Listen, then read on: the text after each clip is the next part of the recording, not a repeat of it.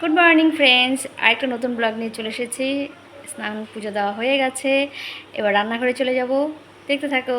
তো রান্নাঘরে যাওয়ার আগে আগে এটাকে পরিষ্কার করতে হবে, যেহেতু গাড়ি বের করেছে, নোংরা হয়েছে, এটাকে তো পরিষ্কার করতে হবে। তো এই যে আমার বর ফল সবজি একসঙ্গে মানে মাছের সঙ্গে এনেছে, তো ফলটাকে ধুয়ে নিলাম, সবজিটাও ধোয়া হয়ে গেছে। সবজিটা একটু রোদে দিয়ে তারপরে হচ্ছে আমি ফ্রিজে ঢুকাবো। আর এই যে মাছটা রান্না করব, আর এই দুটো আম আগেরই ছিল, সেজন্য দুটো আম সবাই খেয়ে নেব। হয়ে যাচ্ছে বলো ড্রয়িংয়ে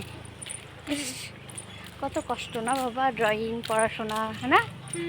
ছেলেকে আর্টে দিয়ে দেখলাম যে আকাশটা একটু স্বাভাবিক করেছে, মানে অনেক দিন পরে হাওয়া চালিয়েছে, তো জানলার পাশে বসলাম, খুবই ভালো লাগছিল, যে কি বলবো, রোদ নেই, খুব আনন্দ।